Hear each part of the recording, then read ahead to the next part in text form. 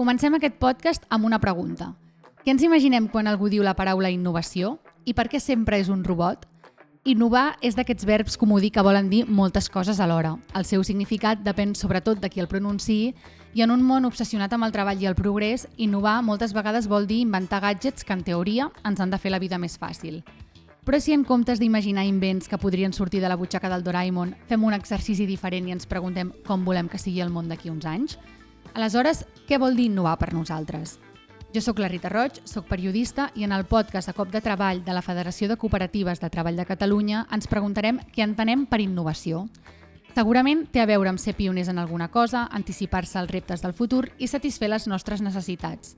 Sí, potser necessitem una aspiradora supersònica per tenir els terres de casa nostra impecables, però innovar també vol dir aconseguir obrir la mirada a altres necessitats com el temps per un mateix, la tranquil·litat o la vida en comunitat. Fins i tot m'atreviria a dir que per ser innovador s'ha de ser una mica corcó, perquè per innovar cal tenir el pensament crític i ser capaç de qüestionar la realitat del moment per molt sòlida i inamovible que ens pugui semblar. Ara en parlarem amb representants de cooperatives innovadores que contribueixen a eixamplar el significat d'aquesta paraula tan traïdora. Comencem. Doncs parlem amb Pepe Reche de la cooperativa Musicop. Bon dia, com estàs? Molt bon dia. Gràcies per ser aquí. A veure, explicarem què és Musicop. Per la gent que no ho conegui, és un projecte cooperatiu creat per educadores, artistes, consultores i formadores que el que feu és acompanyar processos de transformació educativa i de les organitzacions. Llavors, què feu? Gestioneu escoles municipals de música, desenvolupeu projectes artístics, formeu i acompanyeu equips i feu produccions de tota mena. I a més, fa poc heu impulsat la primera orquestra no clàssica professional del sud d'Europa. Per tant, moltes coses i moltes coses innovadores, i jo crec que està bé per venir aquí a parlar d'innovació. Explica'ns una mica l'inici de tot això. Com neix Musicop? Doncs segurament el que falta a la nostra descripció, que ho vam ometre perquè ja surt el nom, és que som músics i per tant el nostre naixement és al voltant de la música i al voltant de plegar-nos uns quants músics. Fa uns quants anys, fa més de 10 ara mateix, doncs ens van trobar uns quants músics que fèiem classes de música, per tant aquí tenim barrejats músics que estan als escenaris amb músics que han estudiat per ensenyar.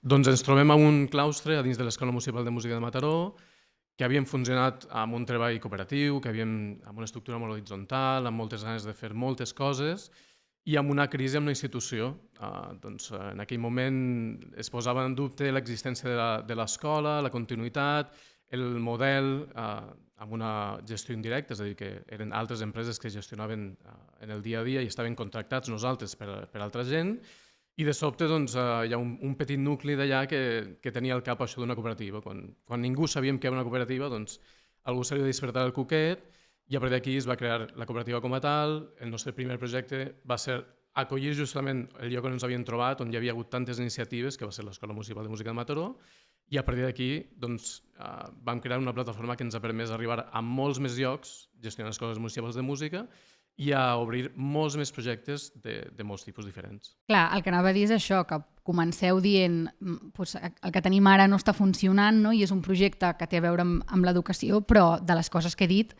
n'hi ha moltes que no tenen a veure amb l'educació, sinó que tenen a veure amb la música, amb les produccions musicals. Llavors, suposo que això també forma part una mica de la innovació. Explica'm també una mica el projecte aquest de l'orquestra no professional. Explica'm què és i també com sorgeix i si aquesta innovació que feu té a veure amb vosaltres anant detectant forats o buits que ningú està complint, no? M'imagino que feu una mica això i llavors anar-vos-hi posant per omplir-los vosaltres.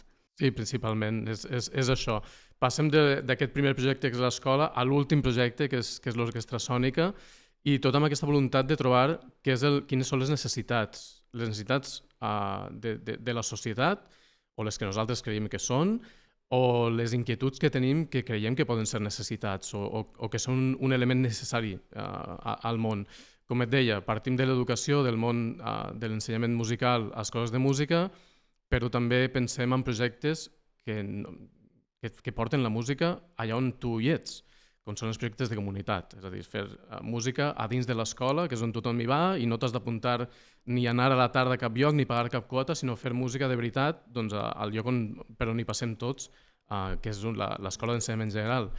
I després, amb aquest afany d'anar arribant a més llocs, la nostra àrea de produccions rep uns inputs d'alguns músics, d'alguns socis que són músics i que tenim aquesta inquietud de fer música a dalt d'un escenari, junt amb altres contactes que casualment formen part d'una altra cooperativa, que és Contrapunt, comencen les converses i acabem pujant a l'escenari una cinquantena de músics fent una cosa que és nova al sud d'Europa. Això existeix, sabem de models que a altres parts d'Europa o als Estats Units existeixen, però que aquí no havia passat amb aquesta magnitud, amb aquesta voluntat de ser un projecte consolidat amb una orquestra, és a dir, amb els seus violins, amb els seus violoncels, amb tota la secció de vent de percussió, barrejada amb els instruments típics del que en diríem una big band, per fer música de qualsevol estil, més enllà del clàssic, que orquestres de clàssic al país en tenim unes quantes. I tu per què creus que l'educació musical necessita una innovació o una nova manera de fer les coses?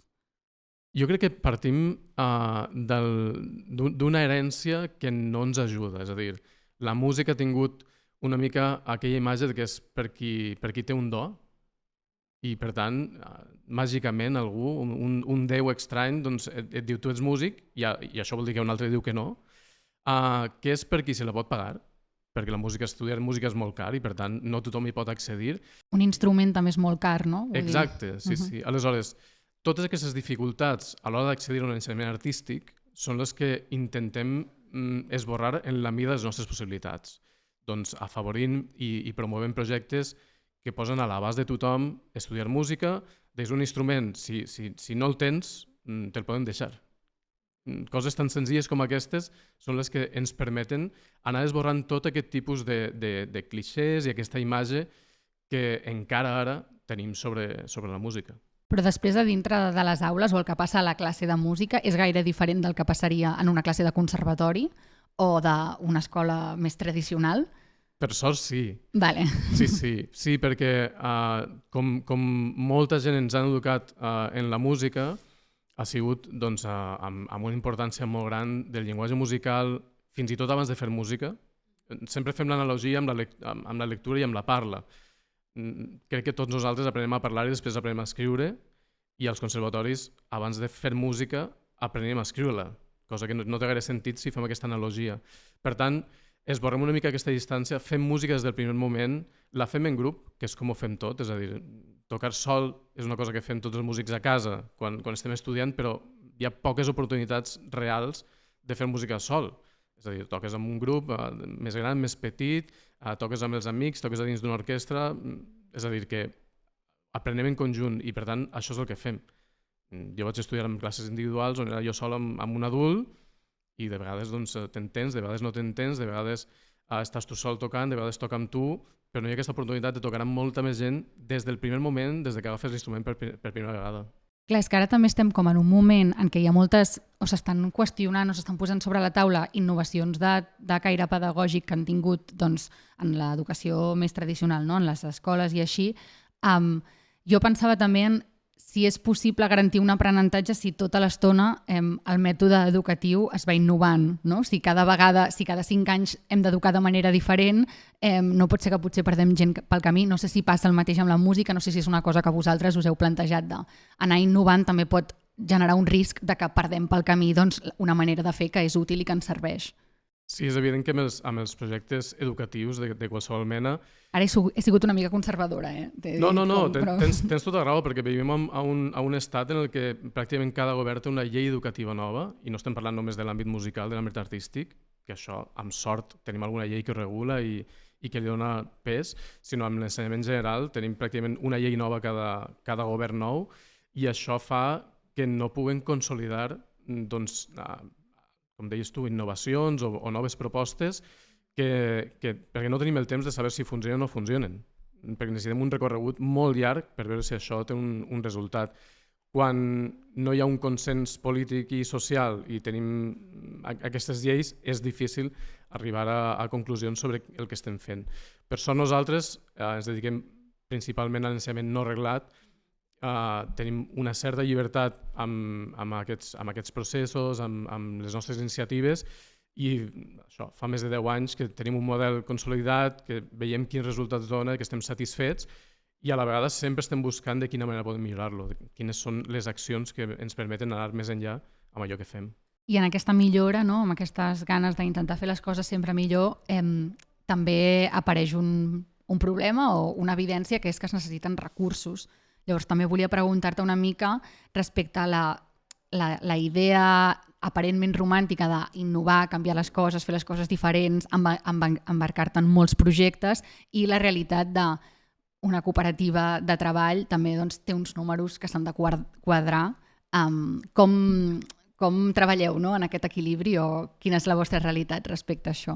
Això és el risc. És a dir, qualsevol cosa que mous has d'assumir el risc de que estàs movent això i pot ser agrada, pot ser no agrada, pot ser funciona, pot ser no funciona.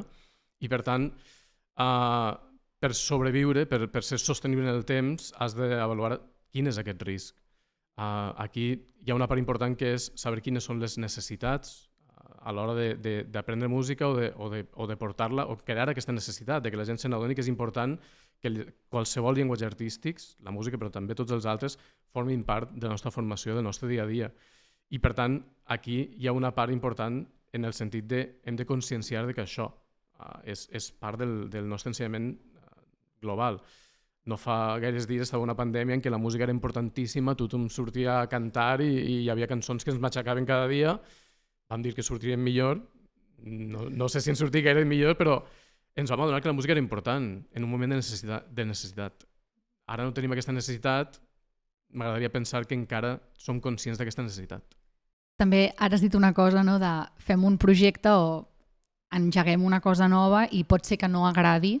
No sé si us ha passat alguna vegada, potser no que no agradi, però de dir haver de recular en una innovació que vosaltres consideràveu necessària o que us feia il·lusió, perquè de cop i volta doncs, us adoneu que potser havíeu anat massa lluny o que potser heu anat en una direcció que no era ben bé, no estava donant a la diana.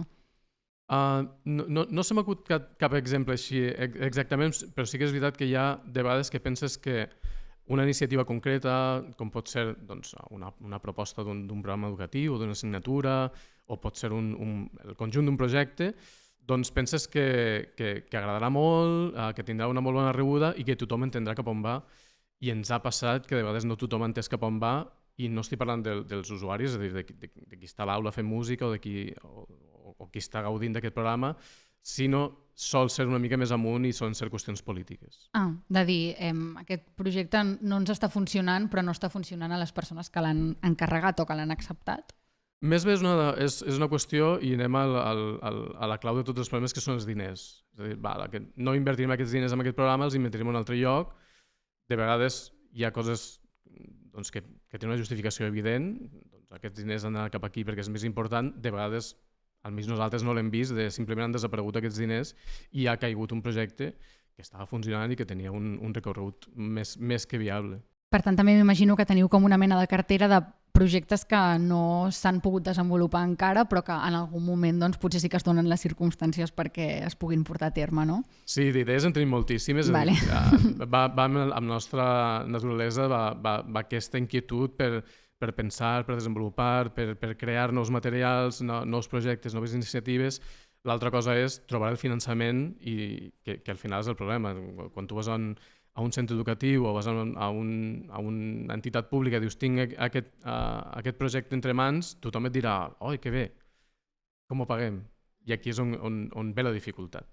I si parlem del vostre sector, no? D'educació musical, que jo abans he fet una introducció doncs, sobre com tendim a imaginar-nos el futur aquest així de manera molt robotitzada, no? I de quan algú està innovant sembla que estigui al garatge del seu pare fent grans invencions, però si ho baixem una mica i ho aterrem una mica, quines coses creus que, jo què sé, en 10-15 anys podrien canviar que farien que l'educació musical funcionés millor des de l'experiència de persones que estan treballant perquè s'arribi a aquest ideal?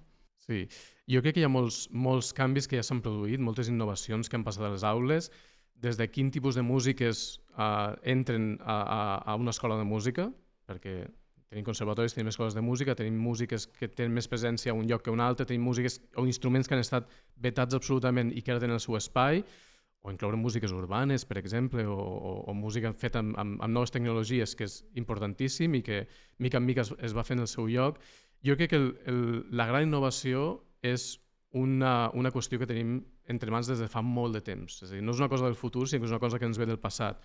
que és fer entendre que la música forma part del nostre dia a dia, que és important que tothom tinguem aquest aprenentatge, que entenguem que la música és per tothom, per tots els nivells, per totes les edats, i que només fent aquest clic, la innovació ja seria brutal. Molt bé, doncs Pepe, moltes gràcies per explicar-nos una mica com funcioneu a Musicop. Ara seguirem parlant sobre innovar, se sumaran persones al debat, per tant, tu no et mous d'aquí i ara seguim xerrant. Moltes gràcies. Gràcies a tu. Doncs després d'aquesta conversa incorporem més veus al debat sobre innovació.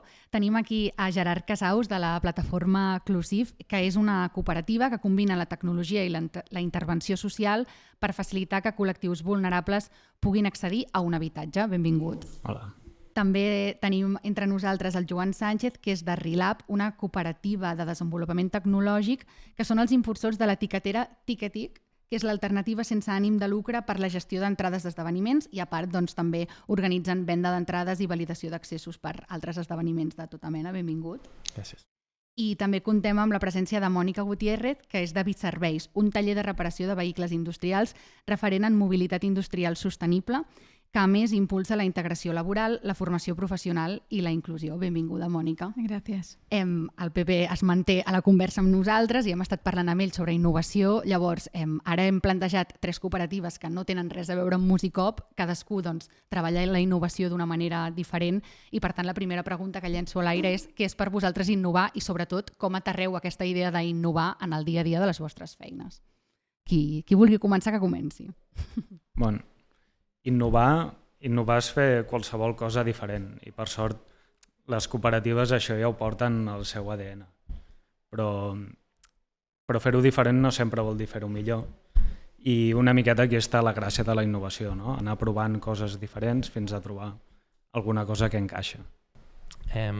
Nosaltres, bé, que ens dediquem al sector del desenvolupament tecnològic, doncs intentem tenir una mirada en la qual innovar no sigui únicament agafar totes aquestes, doncs tot això que ens ve des de la recerca, nous enginys que es van creant, noves tecnologies i integrar-ho per la idea de generar productes i serveis o activitats que responguin a necessitats de les persones, sinó aconseguir donar-li una part d'innovació social, d'intentar integrar una cosa que a més podem fer molt des del cooperativisme, no? Una sèrie de valors que ens facin que els projectes estiguin més aterrats i que parlin de manera més directa amb les necessitats socials i llavors doncs, que aquesta innovació no es centri únicament en aquesta part més tequi i més potser menys humana, sinó donar-li aquesta dimensió social i jo crec que en general tots els projectes que tenim aquí treballen en aquesta direcció. Bueno, para Bitserveis innovar ha sido buscar alternativas para encontrar profesionales, para encontrar a personas del sector y para crear trabajos en nuestro sector que tengan unas condiciones, que piensen en las personas, que estemos enfocados no solo en la tecnología, que en nuestro sector la verdad es que avanza bastante rápido, sino que las personas que forman parte del sector puedan también avanzar a la par que esa tecnología. Entonces, para nosotros la innovación viene acompañada de invertir en las personas para que seamos capaces todas de avanzar, ¿no?, con esta tecnología. La Mònica, jo tenia una pregunta concreta per tu, perquè al final el teu sector és mobilitat industrial sostenible i jo crec que necessito que fem un petit incís de dir què és això, perquè crec que en les altres cooperatives és més fàcil d'entendre com treballen. Sí, al final la movilidad industrial es todo el sector de los autobuses, los camiones, ¿vale? Trailers y para nosotros que sea sostenible al final está relacionado con la propia tecnología de estos vehículos. Nosotros estamos especializados sobre todo en autobuses híbridos, 100% eléctricos y de hidrógeno. Entonces, para nosotros, claro, la tecnología es lo que nos ha llevado a ser diferentes en nuestro sector. Eso es una parte, ¿no? Uh-huh. Y la otra es lo que os comentaba, ¿no? Al final, que las personas que formamos parte de esta empresa seamos capaces de evolucionar con estas tecnologías, porque, en realidad, ahora mismo somos prácticamente el único taller que además es cooperativa y que presta servicio a este tipo de vehículos. Clar, aquest és un debat que ha sortit abans una mica fora micro, no? Que és si la innovació sempre té a veure amb la tecnologia. Llavors, les cooperatives d'Eclusive i de Relab també tenen aquesta part tecnològica molt, molt forta i innoveu en tecnologia, no? Però suposo que no n'hi ha prou amb això. No, de fet, nosaltres innovem en tecnologia per poder permetre un nou model, que creiem que la innovació real és aquest nou model, que només es pot permetre mitjançant la tecnologia. Fent un símil seria com quan les enciclopèdies van innovar, no només van digitalitzar el model que tenien antic, sinó es va crear Wikipedia que permetia fer una enciclopèdia de manera completament diferent, que fos molt més plural, que fos gratuïta, etc. I per aquí és on realment hi ha la innovació transformadora, creiem. Per altra banda, i en relació amb el que deies, en relació amb el d'innovar també que integri els processos de les persones que formen part de la cooperativa. No?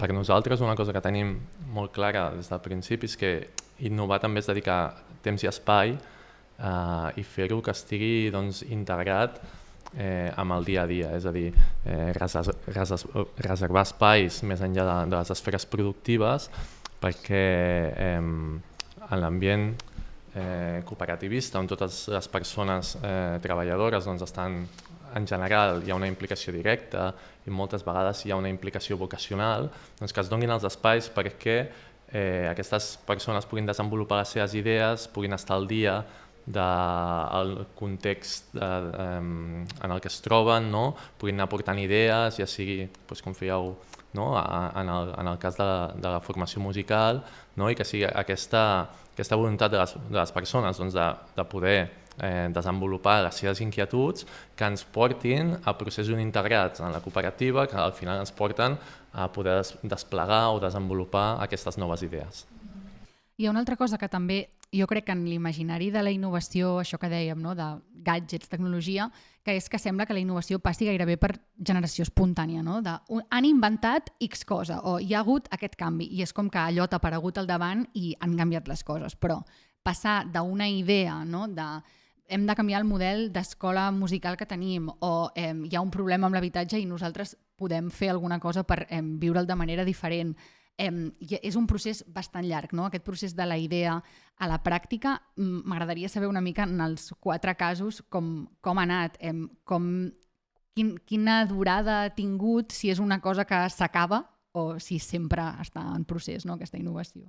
Per nosaltres és una cosa que és constant, que és contínua, és a dir, la inquietud, l'estar pensant en com podem canviar un procés o fer més accessible un programa o promocionar un tipus d'ensenyament, qualsevol de les propostes que posem sobre la taula, nosaltres constantment tenim aquesta inquietud. L'altra manera és com trasllades aquesta inquietud a tots els agents implicats, des de qui acabarà sent beneficiari d'aquest programa en concret a fins qui l'ha de posar en marxa o l'ha de finançar. Clar, és part del nostre dia a dia. Hi ha coses que encara avui es veuen com una innovació que per nosaltres ja no ho són, perquè vivim en un món en el que conviuen moltíssimes maneres de fer, algunes que per nosaltres són una mena de dinosaures, amb coses que encara hi ha qui diu que són innovació i nosaltres portem més de 10 anys fent-ho. Per tant, nosaltres ja estem una mica més enllà i encara tenim models que estan molt més enllà però cap endarrere. Per tant, estem convivint amb tota aquesta sèrie d'eines a la vegada que fan, crec que una mica més complicat el veure les oportunitats d'anar avançant i de construir noves alternatives. He vist que algú feia que sí, no? Vull dir, no sé si us sentiu a vegades que esteu en una mena de micromón on el que feu per vosaltres ja és molt normal i per l'altra gent encara és com que els explota el cervell. Sí, bueno, en nuestro caso es muy claro en 2 sentidos, ¿no? Uno es en el sentido más tecnológico y más del trabajo técnico, ¿no? Porque para muchas personas del sector la electromovilidad sigue siendo el futuro, una cosa que está por allí lejana, cuando bueno, es algo que ya está aquí, que bueno, que nosotros llevamos 10 años preparándonos para esto. Entonces es lo que decías tú, ¿no? Al final, ostras, ves cosas que dices, esto nosotros llevamos mucho tiempo y muchas veces la gente te dice, bueno, es que tú ya lo haces, está dentro de tu ADN, pero claro, para nosotros todo esto es demasiado nuevo y bueno, cuesta un poco. Eso por una parte. Y luego por la otra parte, nosotros trabajamos mucho con personas jóvenes. Incorporamos a personas de la FP, invertimos en su formación para que puedan permanecer en la empresa en el puesto pues que cada una considere que se va a desarrollar mejor, ¿no?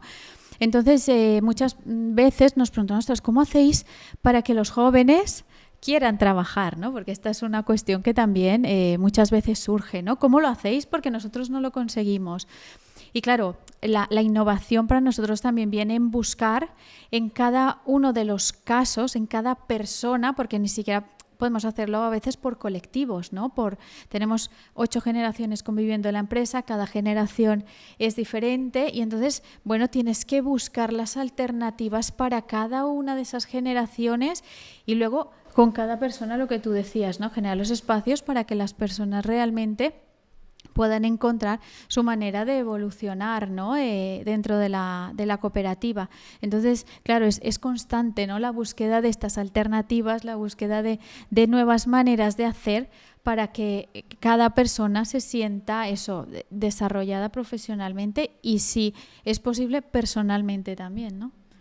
I clar, no sé, en els casos d'Eclusive i de Relab, que és detectar una necessitat i decidir que vas a incidir, no? En el teu cas m'imagino que veiem que hi ha una crisi amb l'habitatge i hem tingut aquesta idea, o com va sortir, no, la idea? Ha sigut una miqueta una espiral d'innovacions, perquè dius, ho podem arreglar així, però trobes que has de resoldre un altre problema, i quan el resols et trobes un altre i un altre. Llavors és més aviat un procés continu més que una innovació singular. I aquest procés continu es porta amb una actitud i amb uns espais que permetin aquest tipus d'innovació. Clar, o amb el tema de l'etiquetera, jo també pensava, no? Suposo que algú un dia va dir la manera en com estem gestionant les entrades dels esdeveniments culturals o de tota mena no és la ideal, i llavors d'aquí a que existeixi aquest producte, quin és el procés? Clar, jo diria fins i tot que el procés comença abans. Nosaltres, com a cooperativa, sempre diem, no? Que innovar ha de ser un procés col·lectiu i metòdic. I nosaltres tenim una sèrie de mecanismes, metodologies internes que ens permeten sempre estar fent recerca, etc. I llavors, per exemple, en el cas de l'etiquetera, tot sorgeix en el Festival Esperanza, que és el festival solidari del Prat del Llobregat, que elles van detectar que tot el festival es muntava amb propostes cooperatives i tenien el nínxol del ticketing que no ho podien resoldre i havien d'anar a grans multinacionals, etc. I aquí es posen en contacte amb nosaltres per arrencar un projecte que inicialment va ser un prototip per a tot el tema de desplegament d'entrades i validació d'accessos i que acaba desenvolupant en un projecte de recerca d'innovació i d'aplicada que es consolida amb aquesta plataforma online de gestió d'entrades que no només fa el servei que poden fer altres multinacionals, sinó que a més intenta estar arrelada respecte amb la llengua, que es vinculi amb promotors de tal manera que a través d'un ús responsable de dades els faciliti la seva feina, o ara amb intel·ligència artificial,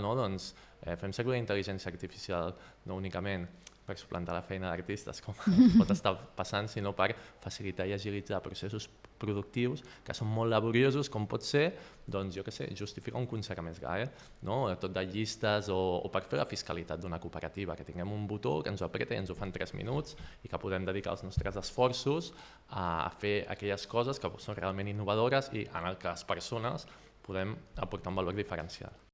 No sé si sent una cooperativa sentiu que és difícil competir amb altres empreses més convencionals en el ritme d'innovació o en la manera d'innovar perquè estan agafant altres camins. Jo pensava també, hi ha competència també no només en el mercat, sinó en el mercat laboral. Potser hi ha empreses grans que estan enduent el talent que tu necessites perquè tu no li pots oferir aquest sou. En el cas de l'educació també hi ha unes condicions que una escola municipal de música segurament pot oferir que no pot oferir una cooperativa. Potser m'equivoco, però no sé si sentiu que aquesta competència a vegades és una dificultat afegida.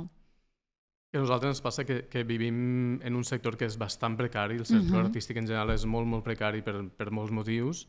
Que nosaltres gestionem escoles municipals de música, vol dir que és un servei que és públic però que està gestionat per una entitat privada. Clar. En aquest cas som una cooperativa però no deixem de ser una empresa privada. Per tant, aquí hi ha una decisió d'un titular de l'administració pública de subcontractar aquest servei.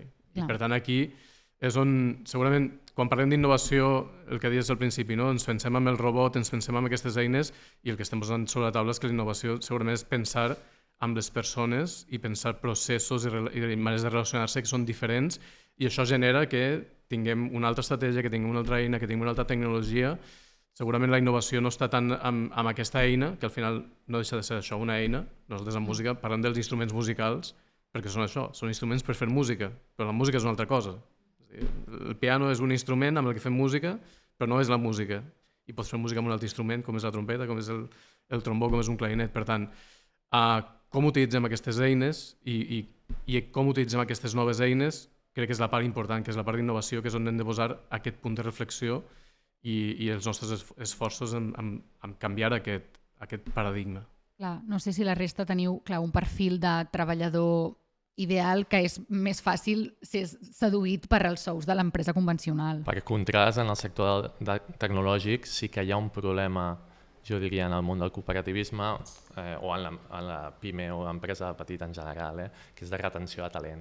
Llavors aquí nosaltres veiem que el cooperativisme sí que pot aportar solucions, és a dir, la idea que és una debilitat però alhora una oportunitat perquè, per exemple, en el nostre cas, construint un equip petit, molt compromès, molt especialista amb una sèrie de tecnologies o de mecanismes de generació de productes de manera aplicada, poden estar treballant amb allò que tenen una vocació i nosaltres el que hem fet és començar a treballar amb altres estudis i empreses tecnològiques, cooperatives tecnològiques que són especialistes en altres àmbits per suplir aquesta part de retenció de talent. És a dir, a través de la intercooperació enfortir una xarxa de desenvolupament que ens permet tenir tots aquests equips d'especialistes que llavors podem abarcar tota aquesta recerca que cadascuna de les persones que estan treballant en tecnologia ha d'estar fent de manera constant. Jo crec que la retenció de talent pot arribar a ser més fàcil en cooperatives de treball precisament perquè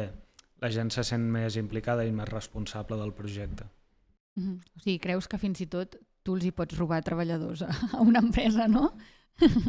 Sí, nosotros también hemos encontrado maneras de retener el talento, eso que no sean a base de dinero, ¿no? Porque al final es lo que tú dices, ¿no? Si tú encuentras a personas que una vez superado, digamos, el tema del salario, no porque sea más elevado, sino porque esté, acorde a lo que es el mercado, una vez superado eso, claro, hay que encontrar otras maneras de retener y de motivar a las personas para que permanezcan, ¿no? Y yo creo que en el caso de las cooperativas es mucho más fácil, ¿no? Porque primero, claro, somos más pequeñas, entonces somos más flexibles, tenemos más facilidad para cambiar ciertas cosas, para adaptarnos y por otro lado, porque también existe una motivación añadida para las personas y es, ostras, yo formo parte de algo más que un negocio que genera dinero. Y esto yo creo que tú vas encontrando a personas que necesitan, yo creo que cada vez más las personas buscamos eso, algo más allá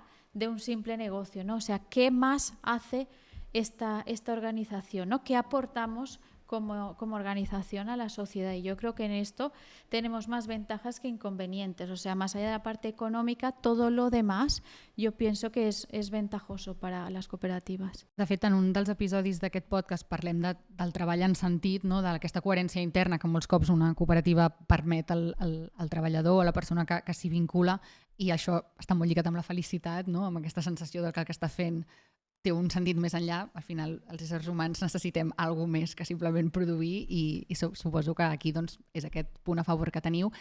Ja per acabar, un petit apunt, el Joan comentava el tema de les aliances, no? De dir, potser hi ha coses que no podem aconseguir sols, que aquesta innovació en el nucli dur de la cooperativa doncs, és inviable per als perfils que hem aconseguit o perquè som una cooperativa petita, però anar-les a buscar a altres cooperatives, no sé si la resta de cooperatives ho heu fet també, ajudar-vos entre vosaltres. De fet, aquí hi havia com propostes de networking abans de començar a gravar. Sí, és una mica difícil crear aliances quan estàs innovant molt, perquè no t'entenen, però quan trobes algú que t'entén, l'aliança és brutal, és molt bona. Sí, nosotros también, bueno, hemos encontrado alianzas dentro del cooperativismo y bueno, también con otras entidades, ¿no? Incluso a nivel más público. Hemos encontrado colaboraciones que nos han ayudado muchísimo a consolidar, a desarrollar ciertos proyectos y ciertas cosas que sin esa colaboración hubiera sido imposible. Y yo creo que o sea, la base, ¿no? del cooperativismo es esa, ¿no? El trabajo colaborativo. Y yo creo que una vez lo entiendes, es verdad que muchas veces como que te miran diciendo ¿estáis locos? Pero una vez ya has conseguido que alguien también tenga ese mismo nivel de locura, yo creo que és quan avances, no? I quan consigues muchas más cosas. En aquest episodi hem descobert què vol dir innovar des de diferents realitats del cooperativisme de treball. Gràcies, Pepe, Mònica, Joan i Gerard, per explicar-nos les vostres experiències i ajudar-nos a imaginar altres formes d'innovació, tot descobrint com treballeu des de les cooperatives de Musicop, Closiv, Radap i Biserveis. Gràcies per formar part d'aquest episodi i fins un altre.